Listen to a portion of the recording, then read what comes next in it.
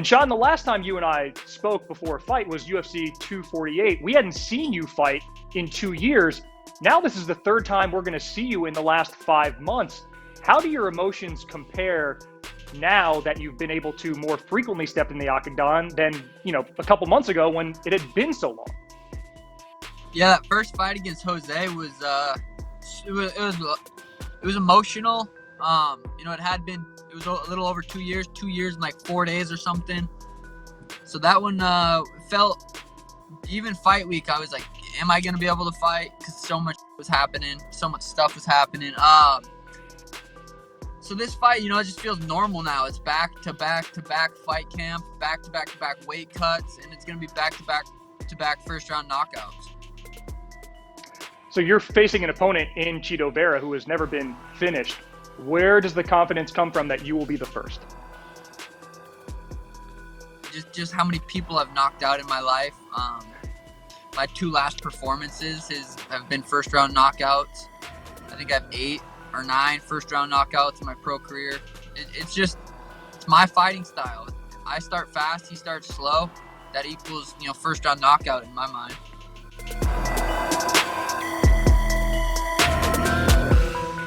You were tweeting a lot about Derrick Lewis. Yeah. And it sounds like you were even offering him like I don't know, some advice, like wrestling lessons. Yeah. Are you interested in training Derrick Lewis? Because it seemed like in the first round there at the end of that fight against Alexei Oleinik, eventually he won, of course. In the second, you weren't all that impressed with his grappling. No. So, I don't really have an interest in training. I'm not going to go to Houston and train him full time or anything, right? But he's really, really good. And I literally think I could help him with say 3 or 4 positions, and he would be 3 times as hard to take down. And listen, if they can't take him down at heavyweight, he's a problem for most people in that division.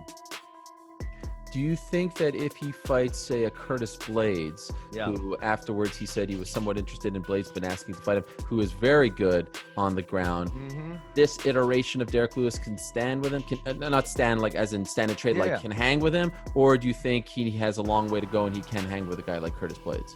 Curtis Blades is very proficient with the takedowns, obviously, right? So he would need to definitely shore up some holes in the game that he gives up. For example, the head outside where the guys dump him. That happened a couple times against Oleinik. It was off the half guard sweep. Daniel used it against Derrick Lewis when he fought him at MSG. So, just a few positions like that. I don't think he's already a really good athlete. He obviously knows how to fight. It wouldn't be that hard to just shore up a couple positions, and all of a sudden he's way harder to take down. That finishing sequence at the end of the first round, how much does that hurt? He said he couldn't breathe, and he was, and we all know how strong Oleinik is, right? Yes. What he could do. How much do you think that hurt? Well, I always thought that was fake news, and there was no way you could choke someone out with that. And then I was training at Evolve in Singapore, and the coach at the time was Greco Olympian Heath Sims, right? Who was at Team Quest for a while. And he told me, well, just do this little adjustment. The adjustment is you slide a little bit lower. And, wrestling, you're trying to pin the shoulder, so you stay up higher. He said, slide a little lower and really lean back on it. I started tapping people out with it. I thought it was fake news, but he convinced me to use it, and I started getting people in practice with it.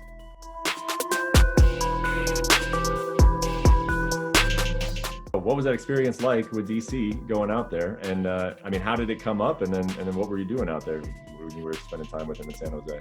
That experience was career changing. I think, like I was telling him, I feel every person that Josiah was one that came to my mind.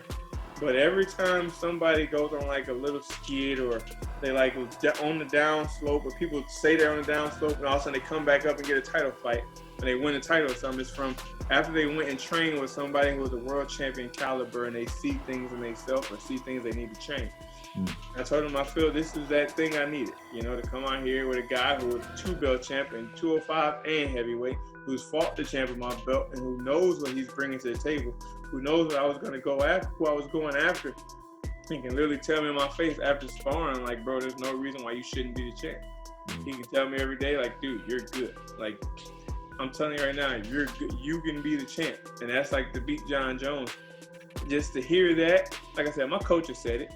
I've always believed it. My wife always believed it. But when you can go there and change up your game, when you're going with a world caliber guy and make him actually believe, that's when it's all right, that's all I needed. Now I know what I need to do different. I need to be a little bit more patient, be a little bit smarter, and go out here and get it done. Just go out here and win. That's all that matters. Last question, give us some insight, and I'll say this is just your opinion. You know, it doesn't have to be anything he necessarily told you or whatnot. Did you get the sense that you were with a guy who was about to retire? Do you think that this is DC's last fight? He wants to. Like I said, he got a family. His wife got another kid on the way. He kept saying, I'm 42, another kid. I'm like, what am I thinking? You know, he said he wants to. Like I said, he can't compete forever. But at the same time, you can hear him talking, like you can hear it in his voice, like the competition, the competitiveness in his voice. It wasn't always kind of like subtle, like he was okay with the retirement. There's a chance he might, but you know, like I told him, like, bro, if you got your mindset, you're already talking about retirement, just go. You know, there's no point to keep fighting. You got all these other endeavors going. You got your beautiful family. You got everything laid out for you. Get your retirement and go, man. There's nothing wrong with it.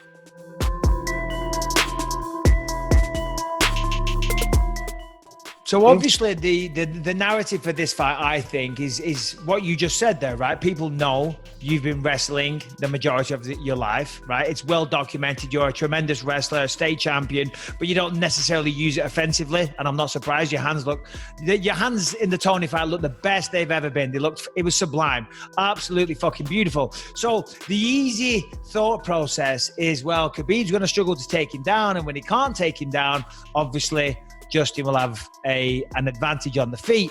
And I saw somebody on Twitter the other day, I think they directed a tweet at me because I think I was saying that on one of our past shows. And they said, if you think that Khabib will have trouble taking down somebody like Justin Gaethje because he was a state champion, you're out of your mind, because you forget what he did to Abel Trujillo. Abel Trujillo was a 4-time state champion or something like that, and he threw him around like a rag doll, which I don't agree with one little bit. But when you hear something like that, what is your response? I was a Division I All-American, so that's, that guy right there has no idea what he's talking about. So I wouldn't even entertain the conversation because his facts are just way out. I was a Division I All-American. Again, I wrestled some of the toughest guys at their prime. College wrestling, Division I college wrestling in America is the highest level, other than going to the Olympics and wrestling on the international level. But we're not wrestling anymore. There's going to be a zone in front of me. It's not very big, and it's going to be a zone of death. And if, I have to represent death every time he enters this zone. And that's what I'm the best at, creating carnage, creating car crashes. So my only goal when I step in there is to create as many car crashes as possible.